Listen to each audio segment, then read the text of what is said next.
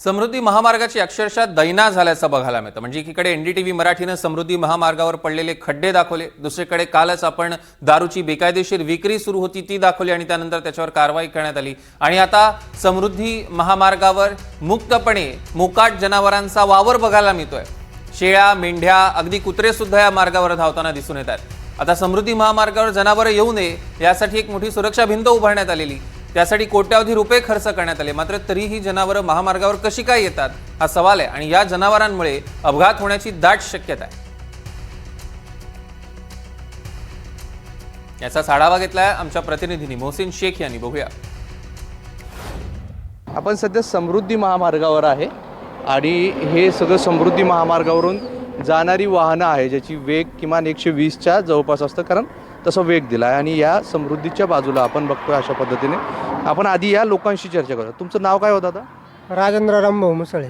मुसळे साहेब, मला एक सांगा, हे काय करताय तुम्ही इथे? मेंढ्यावळी मग हे मेंढ्या इथपर्यंत आणताय ते इकडे येत असतील ना? येते ना तिकडे येतात ना? हां, मग कसं करता त्याला? मग आपण इकडे उचकायच्या, हां, नाही तर मग एखादी गाडी आली तर उडून देतील। मग मरत पण असेल एखादी? मग मरते। आतापर्यंत मिली का एखादी? नाही, आतापर्यंत नाही जाऊन दिली। जाऊ दिली नाही, नाही। पण तिकडे जातात तर एखादा धक्का भेटत असेल? मग तसं बसतो। हां गाड्याचा वेग जास्त असतो, मग लगेच बकरी मरू शकते ना? हां, मग मरते। किती आहे तुमच्याकडे शेळ्या? आपल्या काय 100 आहे काय? रोज इथंच चारता का? नाही, आम्ही 2-3 दिवसापासून आहे, पावसामुळे निवाऱ्याला बसले पुलाखाली। बरं, मग आता ते हे असं एकदम अचानक आली समजा आणि गाडी आली तर ते शेळी तर मरेल, पण तो समोरचा पण मरू शकतो? मरतो। हं. त्याला नाही काय होऊ शकत, पण मग आपल्याला होऊ शकत आहे काही ना काही हं. असं। पण हे चारणं असं धोकादायक आहे ना? तुमच्या एका शेळीमुळे एखाद्याचा जीव जाऊ शकतो ना? हा, जाऊ शकतो। मग जनावराचा जाऊ शकतो ना, आपला जाऊ शकतो। मग हे चुकीचं आहे ना? हा, चुकीचं आहे। का चारताय तुम्ही? आता पोटासाठी करावं लागतं काही ना काही। खाली सगळं आहे, पण इथं हे समृद्धी महामार्ग आहे। नाही आहे, पण मग येते जनावर आहे, ते मुख्य जनावर आहे, शेवटी येतेच, शेवटी येतातच। काही केलं तरी। हां, आता त्यांच्या म्हणण्यानुसार इथे ह्या रोडवर अनेकदा शेळी येतात। आता गाडीचा वेग बघा, तुम्हाला दाखवतो मी। ही गाडी चालली, या गाडीचा वेग किमान 100, 110, 120 असणार।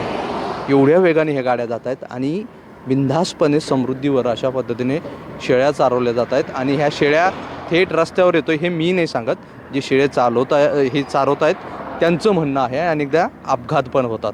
आता मला प्रश्न असा पडला आहे, 120च्या वेगाने जर एखादी शेळी समोर आली तर त्या गाडीचं काय होईल आणि त्या गाडीत प्रवास करणाऱ्या प्रवाशांचं काय?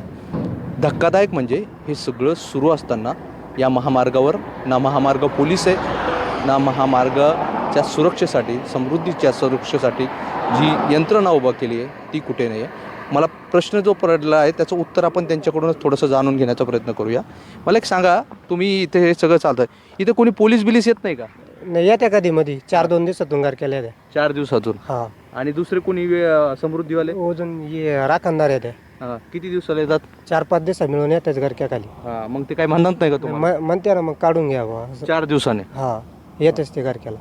ठीक आहे। यांच्या म्हणण्यानुसार 4 ते 5 दिवसाने पोलीस येतात आणि सुरक्षा रक्षक पण येतात, पण 4-5 दिवसांनी येतात आणि ते सांगतात कारवाई होत नाही। आणि त्यामुळे अशा पद्धतीने जर एखाद्या कुटुंबाचा जीव गेला किंवा या गाडीतून अपघात झाला तर त्याचा जबाबदार कोण? महामार्ग पोलीस समृद्धीवरचे ते कुठं आहेत हा प्रश्न आहे। आणि भयंकर आणि अशा धक्कादायक हा सगळा प्रकार समृद्धीवर सुरू आहे। कॅमेरामॅन राहुल चव्हाणसह मोहसिन शेख, एनडीटीव्ही, समृद्धी महामार्ग।